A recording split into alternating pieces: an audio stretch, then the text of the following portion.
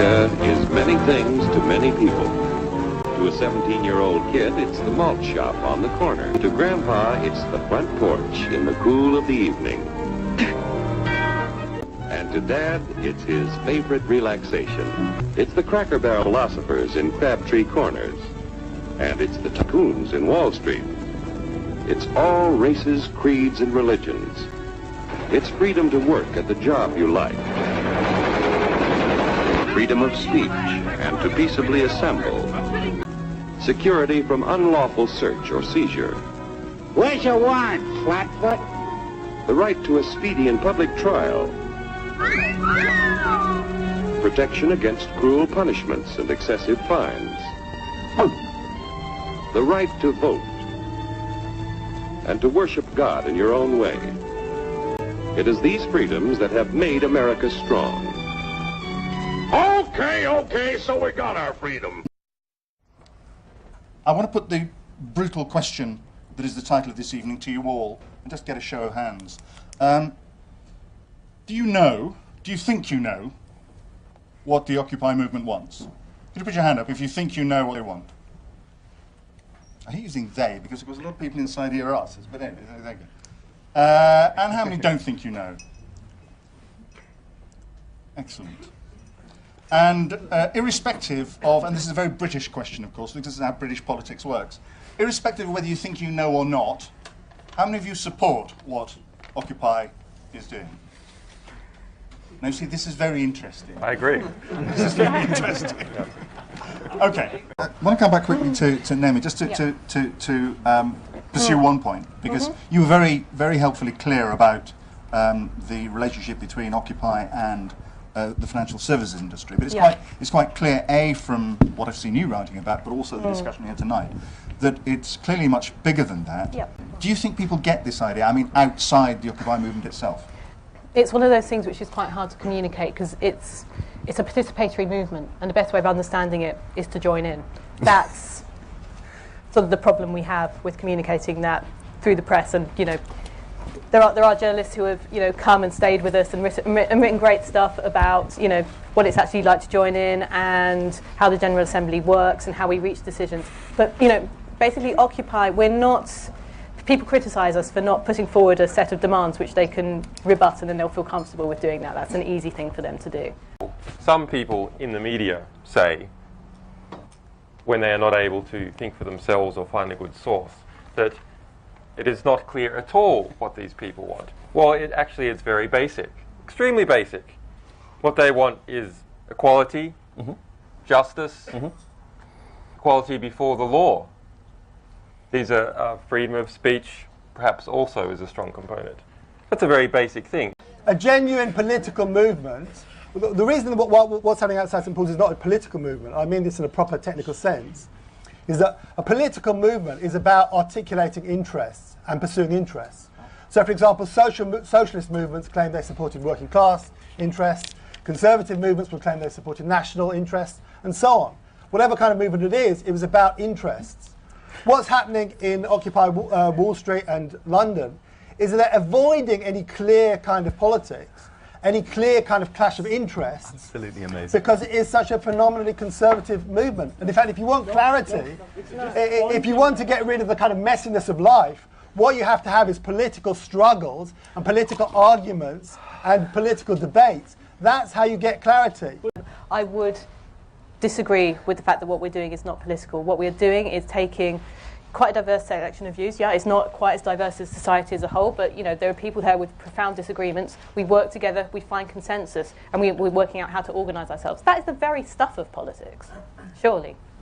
Hang on a minute. What this is about is creating a geography of dissent. A space where people can actually say, we are looking for alternative ideas, because our right to dissent, our right to even think, has been crushed. You cannot be an economist in a UK university now and basically do anything other than be a neoliberal, subscribe to the mathematical view of modelling which they deliver, and come out with the answers which Harry thinks are the real world and which exist only on a blackboard. Now, bluntly, that's what this is about. Yes, it's messy, but so is reality. And yes, it doesn't quite know what it wants, but sit outside any changing room on a high street on a Saturday morning, as I do occasionally, and I'll tell you, I see people who can't make up their minds and go back in and out, in and out. And you know, that's what we're like. Well, actually, these people are demanding the space to say, we want the chance to make up our minds about the sort of world we want to live in. What we do know is it's grossly unfair. We are being denied access to the resources that allow us choice. That's the 99 to 1. 1 have a choice, 99 don't. They've clearly got that message out there. I just want to make a quick emendation to that. So a social movement within the literature is characterised as a shared identity, a shared enemy, and shared tactics. The Occupy movement has all three. It has a shared identity, it has a shared framework of tactics, and it has a shared identity. Although they're all embryonic, of course. And this thing about what do they want? The role of social movements isn't propositional politics. It's not to advance manifestos or they're not lobby groups or think tanks. What social movements explicitly seek to do is turn issues of social traction into problems that have to be addressed by institutional actors. And if they're not, then they become reformist movements or revolutionary movements. That's what they've always done. And it's going to take a very, very, very long time to formulate solutions. And when we say another world is possible, like Harry says, I mean, even the people who say that, myself included, don't really know what that looks like. And then the role of things like Occupy LSX is to reimagine the world, is to come up with solutions with regards to housing and healthcare, as much as the kind of finer philosophical nuances. My name's Tom Nicholson. I'm working for the IB Times. I've been covering this story from beginning to end.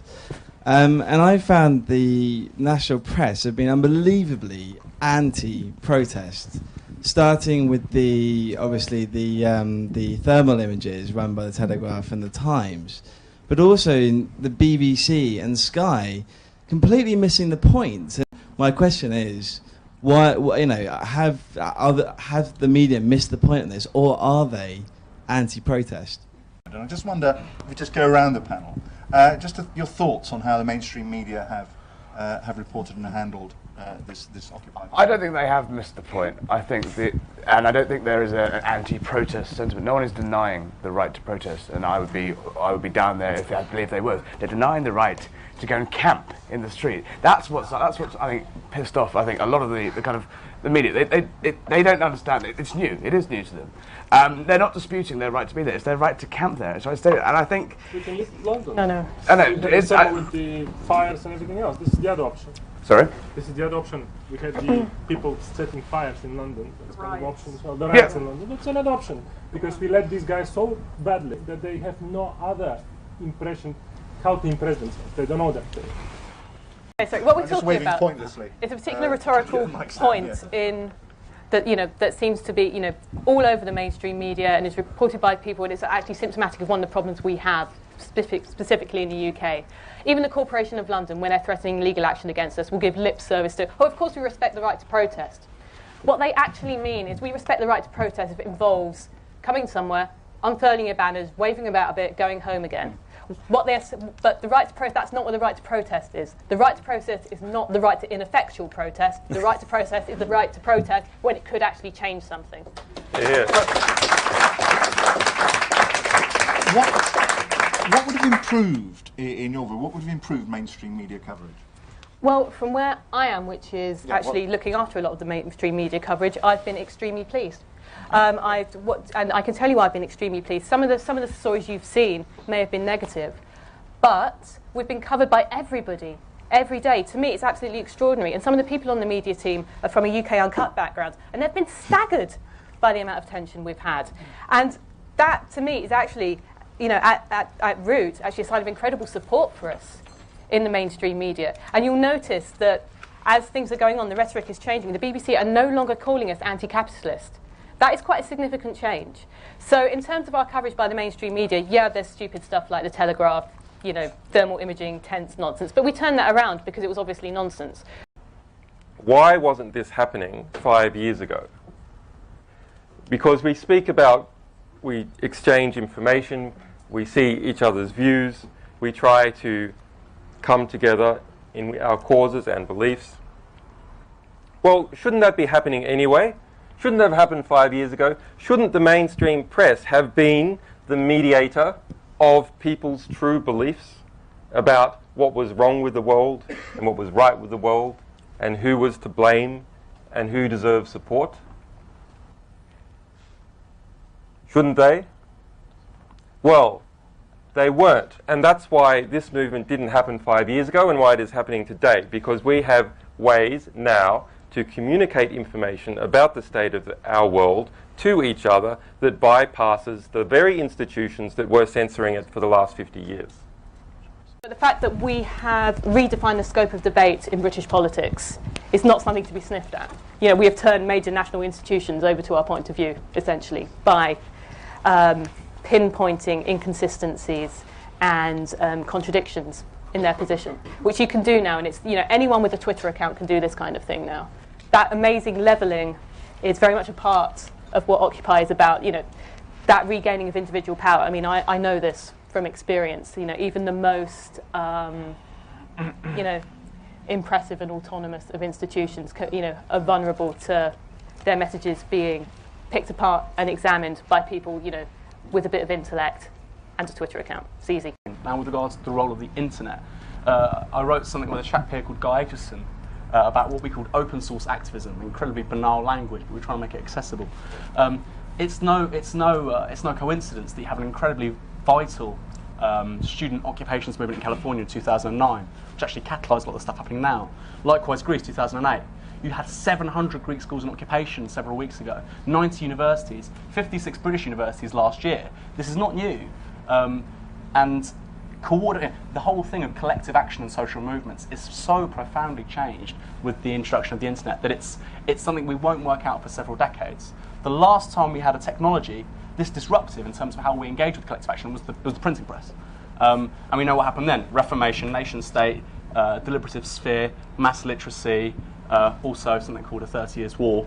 But you know, the great, before I finish this brief point, the great anecdote I love with regards to the printing press is that 30 years after Gutenberg, you start to get pornographic novels, and it takes 100 years before you get scientific journals.